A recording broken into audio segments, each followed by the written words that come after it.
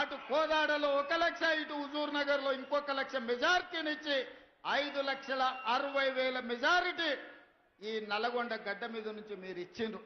మీ ఉత్సాహం చూసిన తర్వాత మీ అభిమానం ఉప్పొంగుతుంటే ఇందులో నాకు చాలా ఆనందం కలిగింది.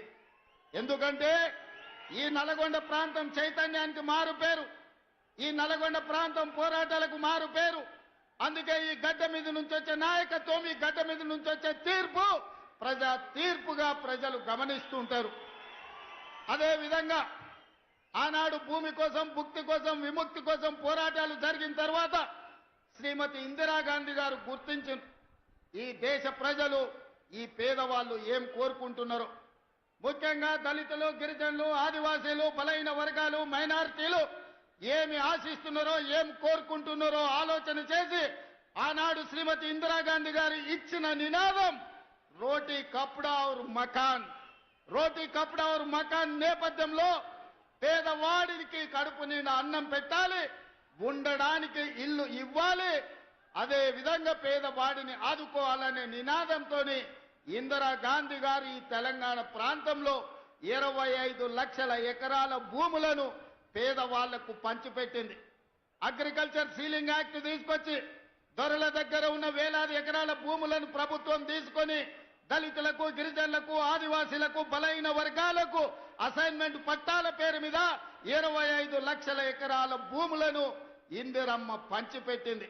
అందుకే ఇయాలటి కూడా ఇళ్లల్లా దేవుడి ఫోటో పక్కన ఇందిరమ్మ ఫోటో పెట్టుకునే సంస్కృతి మా తండాలలో, మా లంబాడ సోదరుల ఇళ్లలో మనం చూడగలం. అదేవిధంగా ఆనాడు రోటీ కప్డా ఔర్ మకాన్ తర్వాత పేదలలో చైతన్యం వచ్చింది. పేదలు పంట పండించాలి, తెల్ల బువ్వ తినాలి అని ఆలోచన చేసింది. అందుకే ఎన్నడో దసరా నాడో, దీపావళి నాడో, ఉగాది పండుగ నాడో తెల్ల బువ్వ తినుడు కాదు, పేదవాళ్లకు తెల్ల బియ్యం పెట్టాలి, తెల్లన్నం ఇవ్వాలి అని ఆనాడు 82, 83లో కాంగ్రెస్ పార్టీ ముఖ్యమంత్రి కోట్ల విజయ్ భాస్కర్ రెడ్డి గారు మొట్టమొదట ₹90 బియ్యము ఇయ్యాలి పేదలకు. పండుగ రోజే కాదు, ప్రతిరోజు వాళ్ళ ఇళ్లలో పండుగ చేసుకోవాలి, తెల్ల బువ్వ పెట్టాలి అని మొట్టమొదట విజయ్ భాస్కర్ రెడ్డి గారు ఆలోచన చేసి పథకాన్ని తెచ్చింది.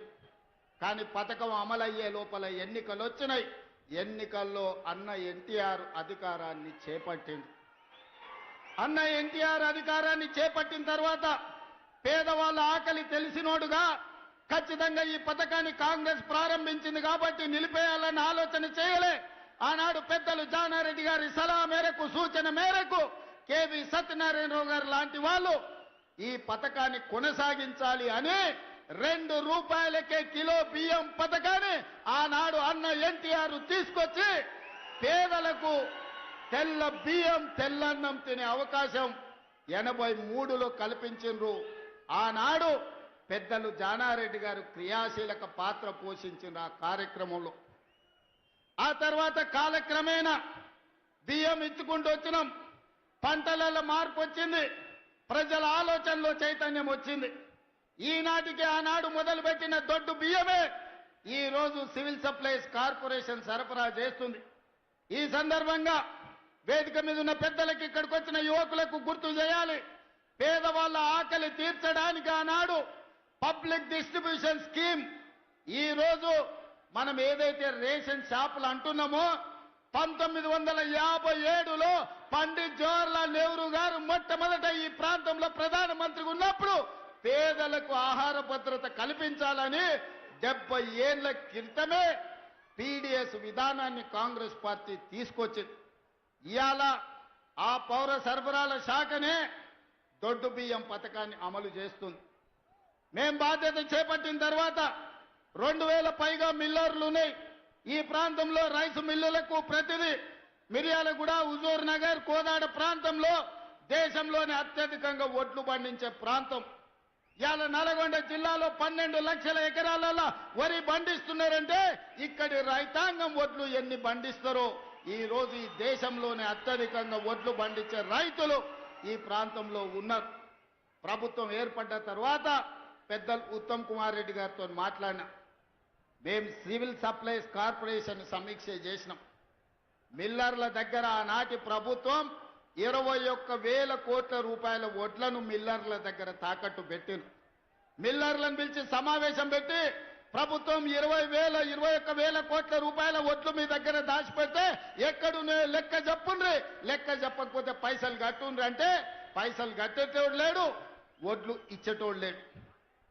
అదే విధంగా ఈరోజు రేషన్ షాపుల్లో దొడ్డు బియ్యం పోతే ఉచితంగా ప్రతి మనిషికి రాష్ట్రంలో 3 కోట్ల మందికి ప్రభుత్వం ఉచిత బియ్యం ఇస్తే ఆ బియ్యం 10 రూపాయలకు మళ్ళా మిల్లర్లే కొంటుండ్రు. ఆ మిల్లర్లు మళ్ళా ప్రభుత్వానికి 30 రూపాయలకు సరఫరా చేస్తున్నారు. ఈ సైక్లింగ్ మొత్తం అన్ని చూసినాం, ఆలోచన చేసినాం. ఇవాళ ముఖ్యమంత్రిగా ఎన్నో రకాల ప్రయత్నం చేసినాం. 7,000 కోట్ల రూపాయల వడ్లను అమ్మాలని టెండర్లు పెట్టినాం. ఇవాళకి 3,000 కోట్లకు